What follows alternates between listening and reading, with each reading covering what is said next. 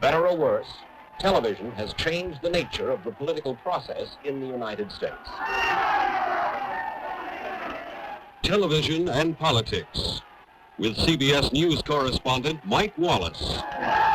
I'm Mike Wallace. Through television control rooms like this one across the land, on monitors like these, hundreds of commercials roll each day. Normally, they are intended to sell products. A lot of the commercials you see are intended to package and sell politicians. They are commercials that duplicate by design the various techniques of that collectivity known as Madison Avenue. There is the dignified soft sell. Nearly half of New York State's budget goes to the 3 R's. Thanks to the 4th R, Rockefeller. There is the slam your opponent hard sell. Why doesn't Adlai Stevenson speak out against busing? Why doesn't he denounce those students who force our universities to close? What has Adlai got against the FBI and the Chicago police? There is the mini musical. Of Texas, the governor we need is the man we want to win. If we all pull together, we'll put the fella in.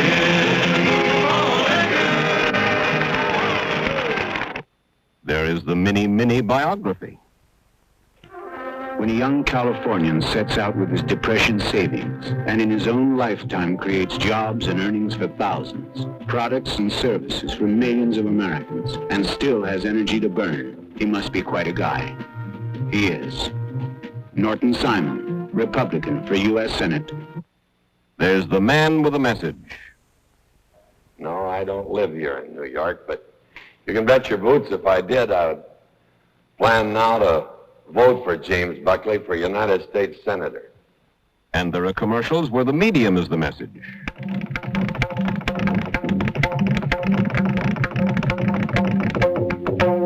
There is even the candidate who buys time to say he can't afford to buy enough time. Well, I can tell you this, if I had my opponent's money, I wouldn't have to settle for such short commercials.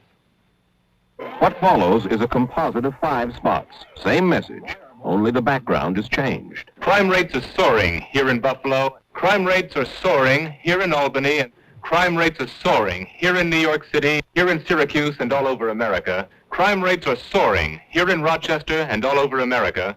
And meanwhile, our politicians continue to make things easier for the lawbreakers and more difficult for the law enforcers. Isn't it about time we had a senator? Buckley.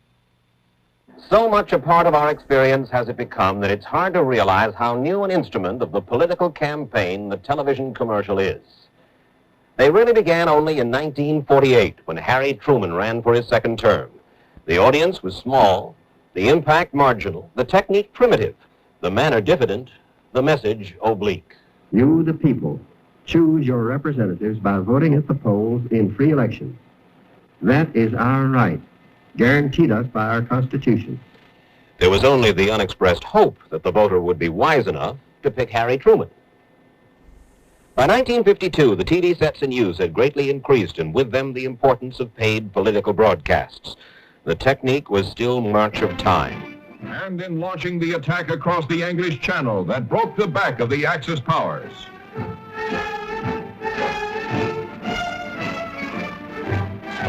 Ike led the march from D-Day to VE Day.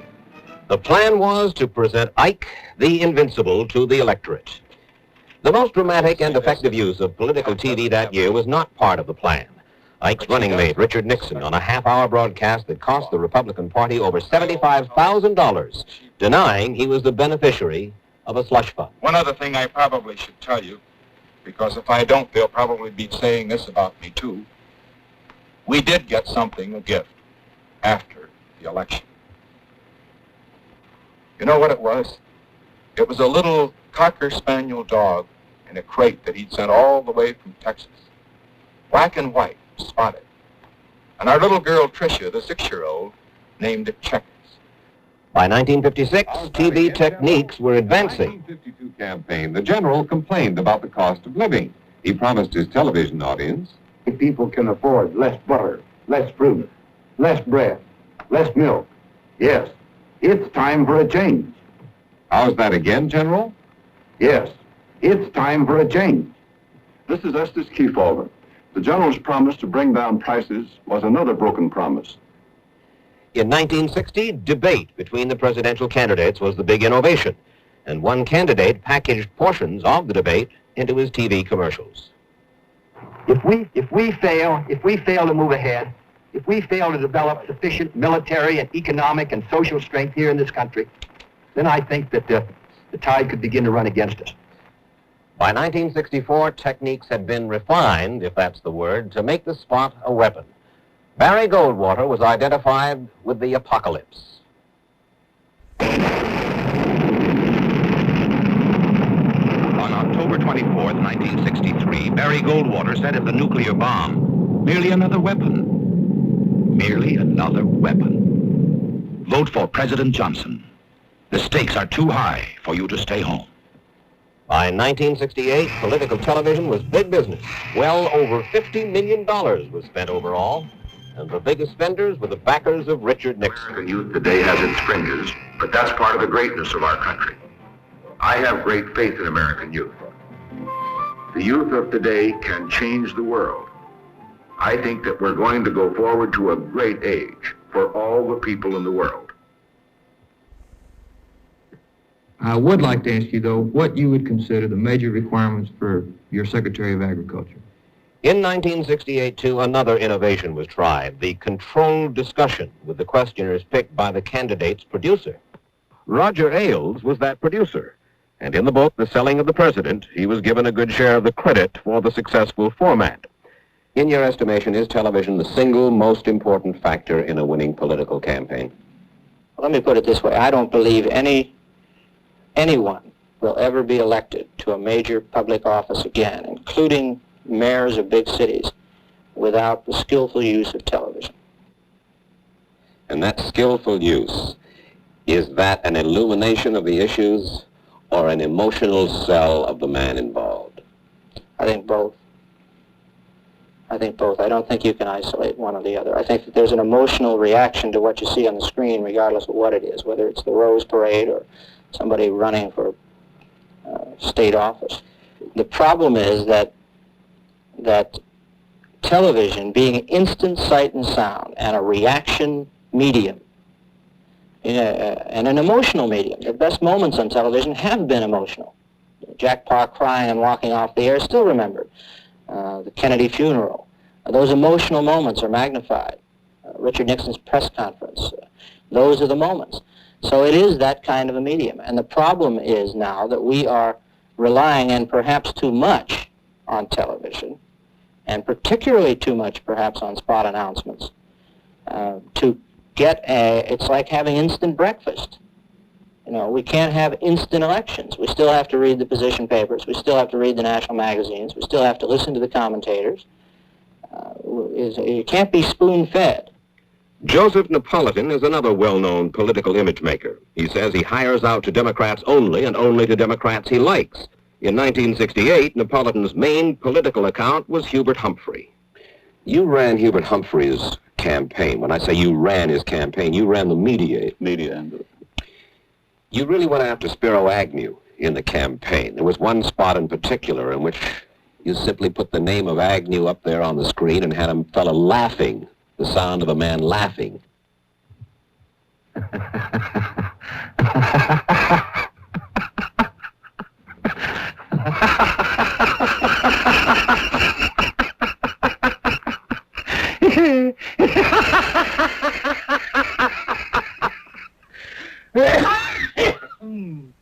Now, what about the morality of that? After all, this fella is running for Vice President of the United States. You may disagree with him, but do you ridicule a potential Vice President, potential President? I guess we did. Whether it's proper or not. Yeah, that's what I mean. If I had thought it was improper, I wouldn't have done it. Of course, a fellow like Jerry Della Femina, who is a well-known television or advertising man, says he doesn't want to get into politics because you are so often selling a phony item. You sell it, and then he may not deliver at all what he sets out to suggest that he's going to deliver. Well, that's the difference between politics and government. you see. After he's elected, that's government. I don't know anything about government. In other words, all you're really interested in is electing candidates. Electing candidates, that's my business. Electing candidates, the electoral process, the political process that ends on election day. Yeah, well, you're a gun for hire, in a sense. I would call that once in England. And? I guess it's probably true. David Garth works mainly for Democrats, although he ran the TV campaign for New York's Republican Mayor John Lindsay. I asked Garth if there is nothing immoral in buying all the TV time a candidate can pay for. I don't think you should have to buy television time. I think television time should be supplied at an equal basis to all the candidates in any race. I do think it's an obvious advantage to have money. If all things are equal, it's an obvious advantage to have money. I mean, the Kennedys proved that successfully.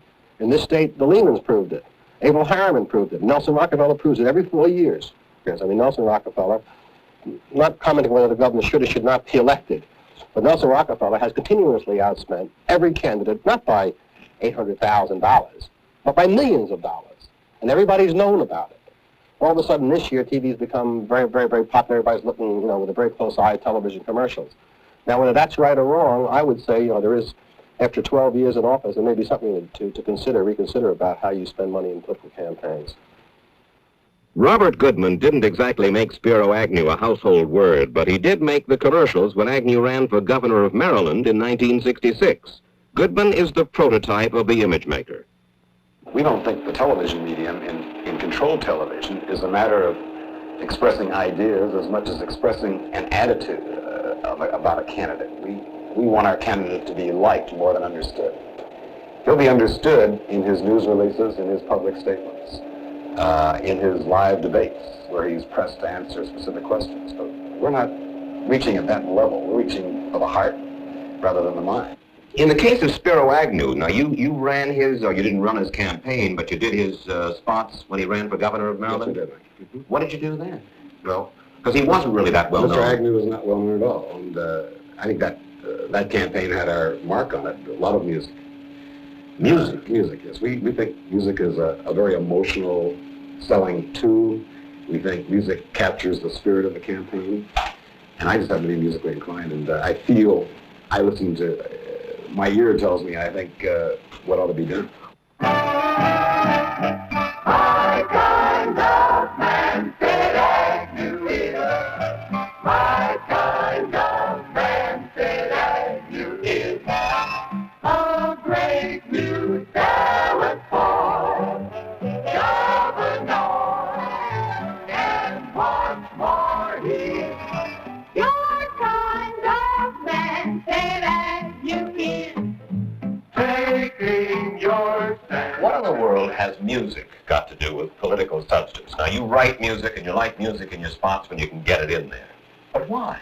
Well, we think every campaign has an essential spirit to it. There's a certain there's an essence to a campaign. And we feel a lot of times that could be captured musically.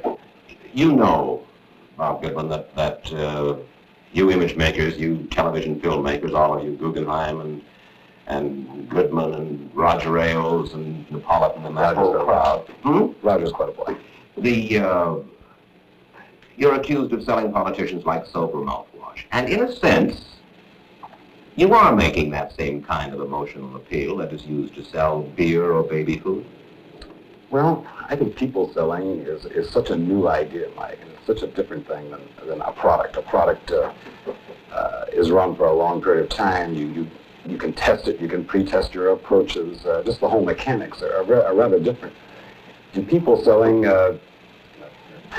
I don't think it's packaging the guy quite as much as it is in product selling. I think in product selling we invent little slogans and little formulae that are very deceptive. I think it's a little more honest in this business. But of course, you're right in one attitude, that we are trying to show what's good. We are trying to conceal what is not so good. We are trying to dramatize the things that we think will sell. That's true. We are selling.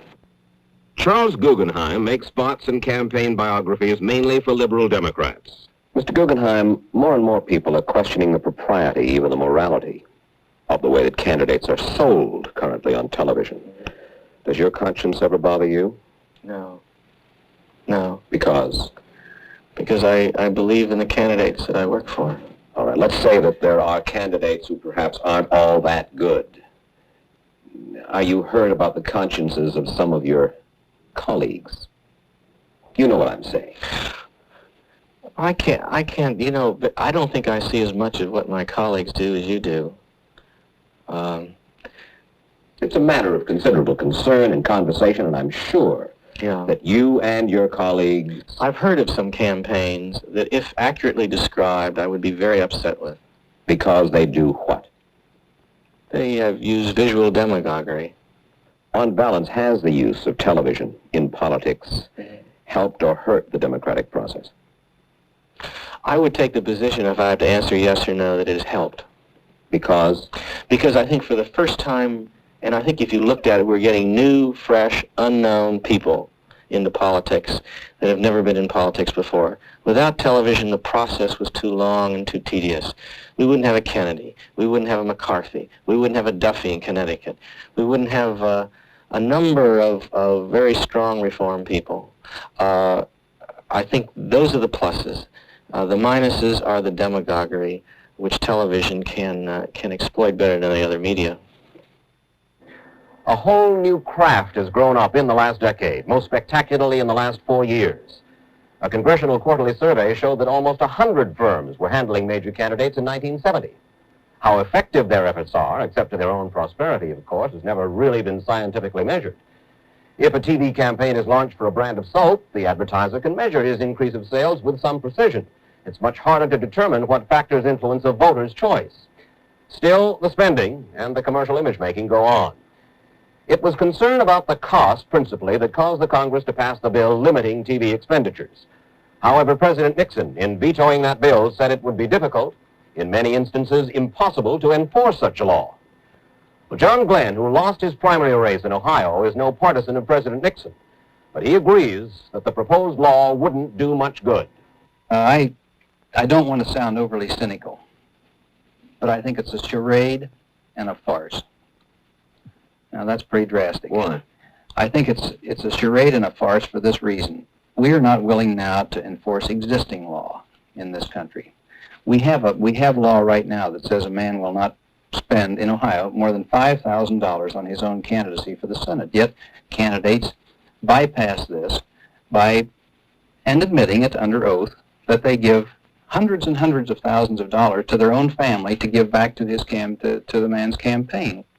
Glenn has his own proposals for reforms. Chief among them, he feels that each state should have its own central office to supervise campaign expenditures, into which all money a candidate raises must be placed, and from which all the candidate's bills must be paid. That way, he says, office seekers would be prevented from doing what they do now, prevented from finding ways to raise and spend huge sums under the table without ever reporting it.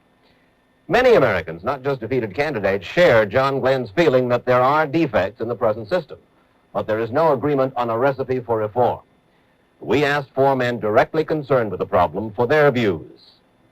I talked with the chairman of the Federal Communications Commission, who was formerly chairman of the Republican National Committee, Dean Birch, and with the most outspoken dissident F.C.C. member, Nicholas Johnson. My colleague David Shoemaker interviewed Rogers Morton, who led efforts to persuade President Nixon to veto the campaign spending bill, and Democratic National Chairman Lawrence O'Brien. Mr. O'Brien, what are the basic changes that you think have to be made in the use of television in campaigns? Well, first of all, I regret the president saw fit to veto the legislation that would have limited the expenditures of money for television in campaigns. Secondly, it seems to me that we must do something to ensure that campaign time is limited in terms of the length of a campaign. Thirdly, it seems that we must eliminate the use of television spots as such, the packaging of candidates. The time segments, in my judgment, in a campaign should be no less than 15 minutes on television, and it should be live. Direct exposure to the candidates, the issues, the goals, the party's positions. Unfortunately, the president does not share this view in whole or in part, and I regret very, very much that he saw fit to veto legislation passed overwhelmingly by the Congress that would have been a giant step forward in this area. I would provide, as I have proposed, that 1/3 of all prime time on all 3 networks be devoted to programming other than the lowest common denominator commercially laden fare that we get now. Now, during election times, this time could then be made available for political purposes. At other times, it could be used for other educational, public affairs, cultural purposes. I would make the time available to candidates in terms of roughly their support in the electorate in the past election, or number of signatures on petitions, things of that sort, as they do in other civilized countries. There's nothing really that difficult about working out these formulas. I would permit them to use the techniques of propaganda and manipulation, but I would require that they follow that up immediately after with at least 50% as much time additional, where the candidate must appear in a format over which he has no control, where you are asking him questions in an interview, where he's participating in a debate, something of that sort. I would prohibit the purchase of any time, and I would prohibit the use of time in less than 5-minute segments. I think when we limit television cost, we begin to make some very specific invasions into the proposition of free speech. You're discriminating, say, television, the media of television, versus the newspaper, versus other types of communication that are available. This worries me. This seems to be a Band-Aid on a very serious thing and not really the cure for the problem. I'm always apprehensive of any laws that ban freedom of expression. And this, what you're trying to do is you're trying to put some kind of artificial guidelines or disciplines into the campaigning process that you are unwilling to put into any other aspects of American television life. You don't, providing it's not obscene and providing it's hasn't got any real detrimental characteristics about it, you don't limit your commercial customers in the way they present their products to the American people, but you're saying we want to limit the way that a candidate for public office presents himself to the people, and this begins to tread on very sacred soil. I happen to not subscribe to the theory that because there is a necessity for discussion of ideas and counter ideas, which I agree with, that you ought to destroy commercial television so that you can have nothing but discussion of great ideas all day. I happen to think that our system is quite a good one, because after all, television in politics is not just the slick commercial. Television in politics includes the news interview, the on-the-spot coverage of the speech, the documentary, and the other things that actually do penetrate. I think that our citizenry is better informed about elections today than they were 30 years ago. Everybody seems to talk about television and politics and money. Yes. But the fact of the matter is that not very much is going to be done about it. I'm inclined to think that is pretty much in the long run what will happen. This is, after all, we're talking about television now, but over the history of this country, we've talked about newspapers, we've talked about print, we've talked about handbills, we've talked about money and talked about it. But it is just a very, very difficult problem, because for every gain you make in this field, you may have an offsetting loss. It's tough. And money will continue to talk. Money talks, yes. There are ways by which money could be made to talk less decisively. One would be for TV stations and networks on their own initiative to refuse political commercials or paid political broadcasts. But the spots add up to an estimated $50 million in revenue this year. So this is not a likely possibility. Or the system could be changed. In British campaigns, by law, no person or party may buy commercial time. The two major parties, Labour and Conservative, are allocated precisely equal time, 5 periods of 10 minutes each, to make their pitch in any way they choose. Both British networks, the commercial and the public, are required to carry those messages free. But no lawmaker here has even suggested such a drastic reform. So, the chances are that the political use of television will go on just about the way it has, unless, of course, the American voter thinks he's being had and tells the politicians so.